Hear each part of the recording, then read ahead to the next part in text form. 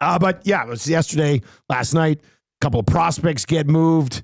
No better guy to do it than Craig Button to break these guys down. Felt bad reaching out after, last time we chatted, we would have been like, talk to you in the fall, but Button's always available. I do like this happens, though. As I said earlier, he's probably, the what took you so long. Let's talk prospects. Yeah. All right, let's bring in Craig Button today.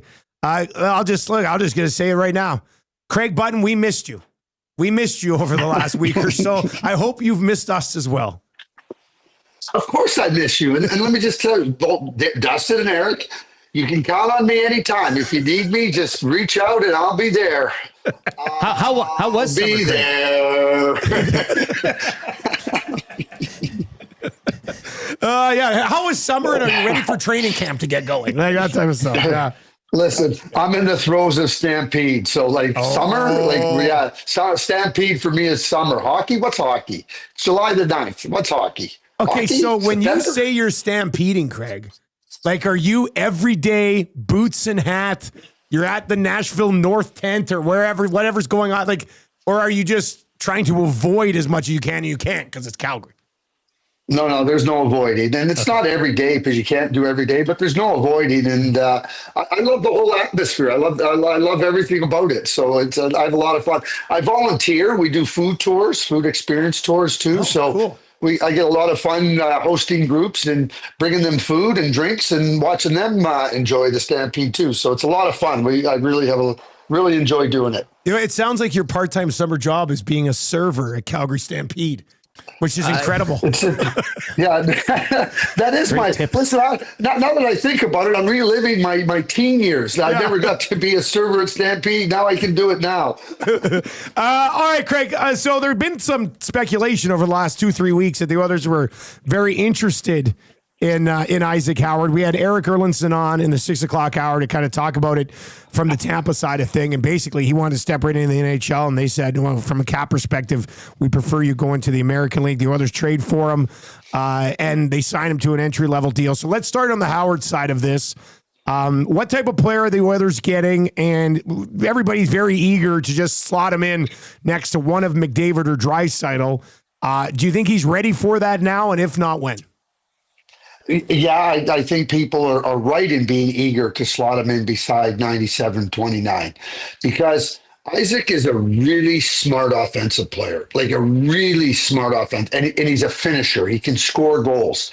He went to UMD as a first year player, and it just didn't work out for him there. It just didn't work out the way he thought. Scott Sandlin, the coach, said, "Why don't you move on?" Well, he went over to Michigan State, and Adam Nightingale, who had him at the National Team Development Program, really helped Ike get back to his game. And when I say get back to his game, I'm talking about last year, and then, of course, this year he wins the Hobey Baker. There was not a lot of skill surrounding Ike Howard at Michigan State. A really good team, a really good, effective, the whole was greater than the sum of the parts. And Ike thrived because Adam understood what his game was and understood, okay, don't get frustrated, keep playing, and this is what you're doing. And I think those 2 years under Adam were tremendous for Ike in terms of his development. Not just his hockey development, but his emotional development, the maturity that goes with understanding, hey, it might not be as easy as you thought it would be. Now you're going to play with two of the best setup, if not the two best setup guys on the planet in 97 and 29. I think it's a great trade for the Edmonton Oilers to add a player that's ready to come in and play and knows how to play with top players, skilled players. I think he's going to slot right in, and I don't think there's any reason to believe that he won't be successful right off the bat. He's a driven player. You're going to love him too. He's got lots of personality. He's got a lot of jump. He's got a lot of juice to him, and I think that this is a trade. When you talk about how it helps the Oilers right now, it helps the Oilers on the ice. It also helps the Oilers because he's on an entry-level contract. Yes, they have to have it, right?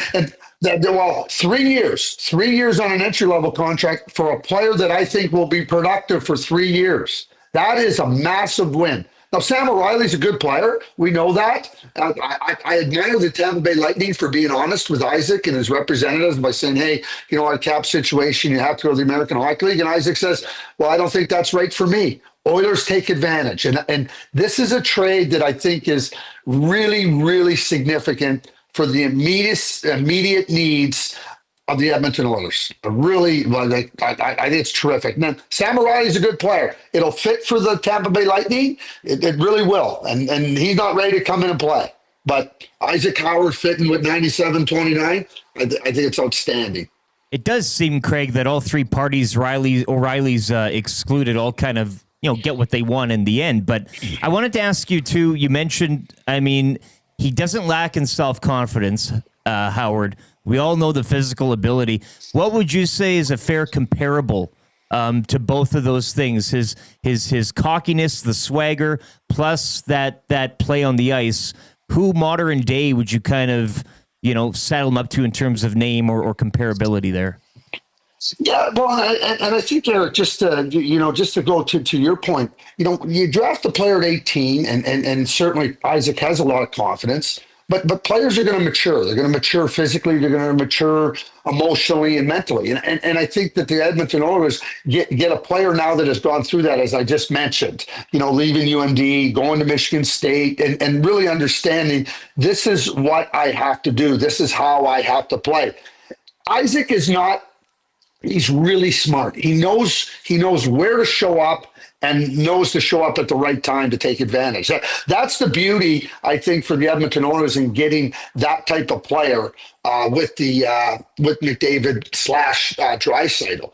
He scores like Clayton Keller. I think he's got kind of that same ability. He might not be he's a little bit bigger than Clayton Keller, but he's got that kind of ability to get into the right spots at the right time, and then when the puck's on his stick, he's dangerous. And it goes in the net. I think Clayton's more of a shooter rather than a playmaker. I think Isaac falls into that same category. And when you're playing with McDavid and or Draisaitl, you're going to get some glorious opportunities, and good players are able to finish on them.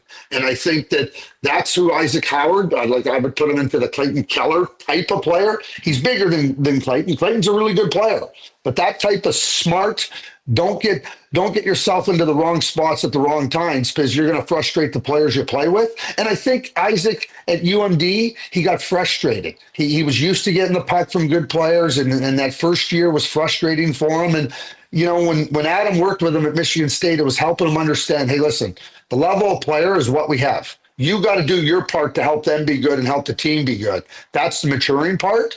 But Clayton Keller would be the player that I would say, Eric, is a reasonable comparable in terms of type of player and type of approach that he takes to playing offense. Craig, quickly, your thoughts on Mangiapane, and now they bring in Howard. I think two pretty good options for the top six, if that's where they end up. Do you think Mangiapane, with Howard now acquired, is a top six guy, and do they play Nuge maybe on the third line, or how do you think Mangiapane fits in with the current group? So let me go back quickly here to the contract. You're talking about $4.6 million for two players that can add offense. Yeah. So let's just say Isaac Howard can score 15 goals as a rookie. I think he could score more, but I'm going to be conservative here. 15, and let's say Mangiapane can score 20. Well, you just found 35 goals for $4.6 million. Like, that is really where the Oilers find themselves cap-wise. I'm a big believer. I don't want to hear managers tell me how hard it is. You've got to find solutions to your specific situation, and that's what good managers do. I think that's what Stan has done here in signing Mangiapane as a free agent and then trading for Isaac Howard at the dollars. Do I think Mangiapane can come in and score? Again, Mangiapane is a smart player, and he pays the price. He gets in and around the net, and you got McDavid and Draisaitl. It takes the burden off of your top offensive players in 97 and 29. And, Dustin, it gives you options. It gives Chris Knobloch options. Does he want to play Nuge in the third hole as a center? One thing that Chris Knobloch has shown a great ability to do is move players around, and that really helps the team max out. This just gives them more options to do exactly that. I think Chris has been brilliant in that regard since he took over the team, and these two players certainly add to that. But again, the work they did last summer, I understood what they were trying to do. It didn't pan out. I think this is really good, solid work by the management team of the Edmonton Oilers. Craig, let's sneak this one in before we let you go. Gavin McKenna, Penn State. I don't know if I should have been surprised by the school. We knew he was leaving, But what do you think of the fit, and what do you think of his decision? What's more, so I'm going to ask you a wildlife question. What's more powerful, a tiger or a lion? Boy, I'd love to see them fight. Is it not? Is a tiger supposed to? Yeah, a tiger's a little bit bigger usually, aren't they? Yeah. So anyway, I don't know. Listen, he's going from being a tiger to a lion. He is a lion. I think that Gavin. Listen. Gavin was a great player with the Medicine Hat Tigers from the day he arrived. This is now about a player looking at a development path that was never available to players prior to the NCAA making the ruling that CHL players could go and play. I don't think it wasn't an easy decision for Gavin to do that, but you have to look at where you're at a particular moment in time and what can help you best move forward in your development. He's going to play for Canada's World Junior team. He'll probably play in about 30, 33 games with Penn State. But I think it's with the idea of trying to challenge himself in a different way, because he dominated the Western Hockey League. And, give himself that chance to get, a little bit stronger with the way the schedule and the setup is at the NCAA, because he's going to be the first overall pick, and he's going to be in the NHL beginning in the fall of 2026. So I think that that's a big reason that he went in. Yeah, there's financial considerations, but Gavin McKenna is going to make tens of millions, hundreds of millions of dollars. So I do think this is about a development. And I know that I'll add this to when we talk about it. There's a lot of talk, what does this mean for the CHL? The CHL has lost players before. Macklin Celebrini never came to the CHL. So they lost him in a different way. There's not going to be an exodus. Ben Kindle just signed his entry-level contract with the Washington Capitals. There's not going to be a mass exodus of players. This door that's opened is going to give more of an opportunity to the 20-year-olds to go play NCAA hockey. There's going to be some 19-year-olds that are going to do it. This is a unique case with Gavin McKenna. I don't think it's a sign of things to come, because bottom line is, the CHL does a really good job of creating a really top-notch development situation for the players. And when you start at 16 and 17, it's hard to play college hockey. You got to be really good at 18 to go there. There was only 33 18-year-olds that played in the NCAA last year amongst 60 teams. 33 18-year-olds.